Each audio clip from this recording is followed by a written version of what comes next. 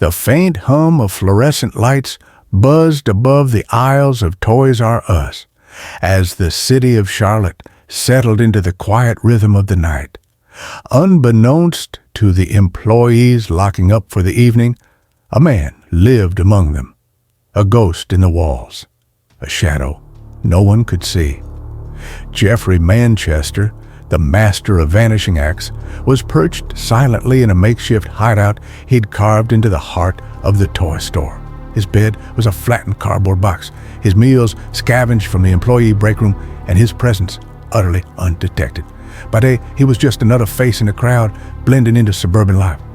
By night, he became the Roofman, a thief whose heists defied logic and whose cunning left investigators scratching their heads.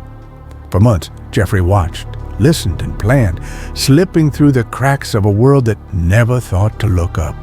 But beneath the surface of his elaborate schemes lay a man whose life was shaped by equal parts brilliance and desperation. As he evaded the law with near superhuman precision, his charm and audacity turned his exploits into legend. This is the story of a man who lived on the edge of two worlds, one of ordinary humanity and another of extraordinary deception. And it all began with a crack in the roof. It was the late 1990s, and Jeffrey Manchester was just beginning to earn his infamous nickname, the Roofman. His heists, a calculated symphony of stealth and audacity, kicked off in November 1998, targeting McDonald's restaurants across the United States. For Manchester, the Golden Arches weren't just a beacon for fast food, they were a perfect stage for his criminal exploits. Their predictable routines, floor layouts, and unassuming cash flow made them ideal prey. Manchester would arrive like a ghost, armed with tools and an unwavering determination. Hacking, drilling, or sawing through the roof, he would slip inside unnoticed, navigating the building with the precision of someone who had studied every inch. But Jeffrey wasn't reckless. He was a patient predator who served in the U.S. Army Reserve, a part of an elite paratrooper unit where he acquired these skills to pull off his heist. He often chose to hide inside the restaurant, tucked away in the restroom or another quiet corner, his heart pounding as he listened for the first sounds of the morning shift. The shuffle of keys, the hum of lights flickering on, it was his cue to act.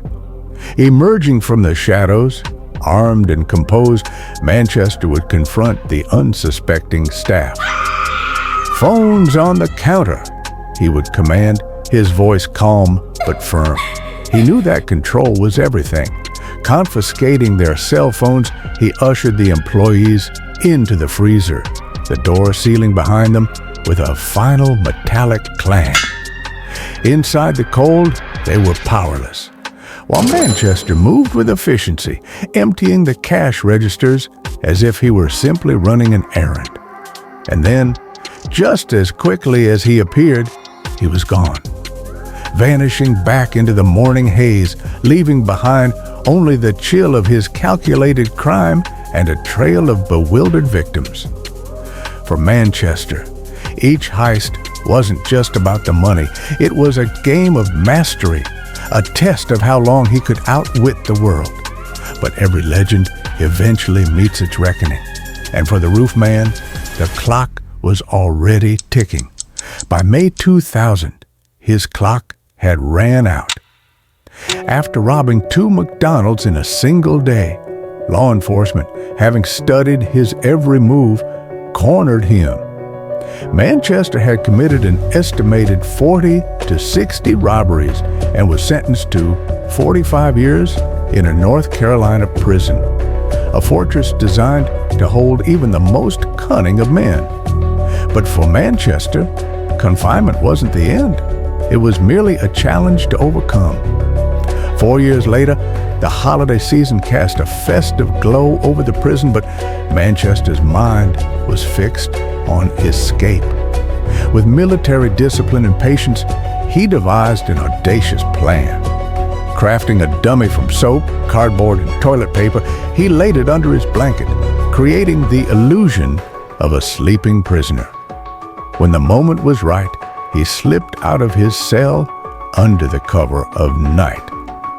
Crawling through the shadows, he found his chance, a delivery truck waiting to exit the facility.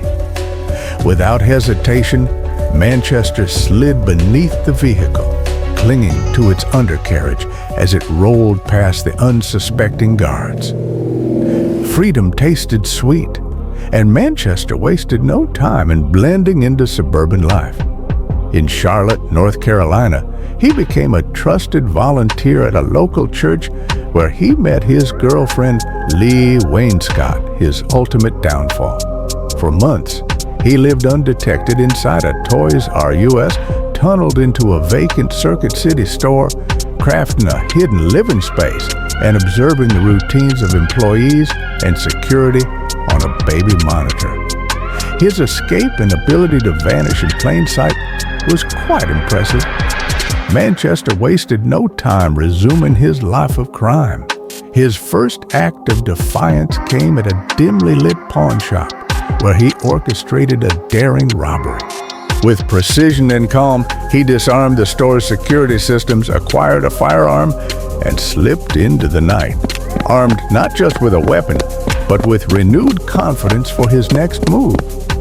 On December 26, 2004, Jeffrey Manchester made his boldest move yet, targeting a bustling Toys R Us store in the aftermath of Christmas. He used his intimate knowledge of the store's layout to subdue employees and make his way toward the safe. The holiday chaos worked to his advantage until it didn't. Amid the confusion, 2 employees managed to escape and alert the authorities, shattering Manchester's carefully laid plans. Realizing time was against him, he abandoned the heist, slipping into the night. In the early hours of January 2005, the streets of Charlotte were still and quiet, cloaked in the kind of winter chill that seeped into your bones. Jeffrey Manchester, once the man who defied gravity and the law, now walked with the weight of the world on his shoulders. For months, he had lived a double life, balancing his criminal exploits with a facade of normalcy that fooled even those closest to him. But the walls of his deception were closing in. It was Lee Wainscott, the woman he had charmed with his sensitivity and generosity, who unknowingly sealed his fate. Law enforcement, having pieced together his trail, approached her with a photograph, an image of the man she knew as John. The truth shattered her world. Her laughter with him, the toys he had lovingly brought for her children, the kindness he had shown, it was all a lie.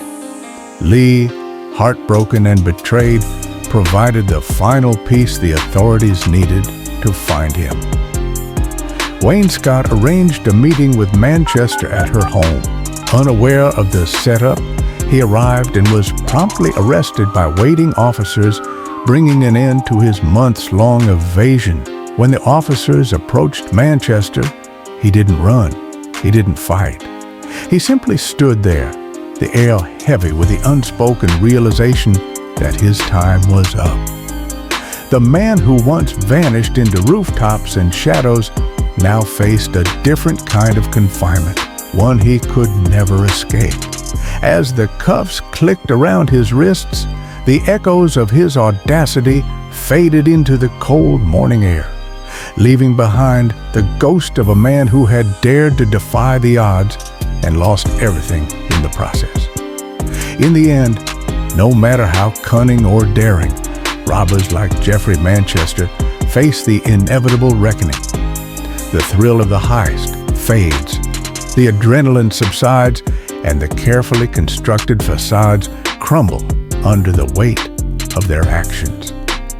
Manchester is currently serving his time at Central Prison in Raleigh, North Carolina, with a projected release date of December 4th, 2036. Did Jeffrey Manchester ever believe he could truly get away with it all, or was he simply addicted to the chase?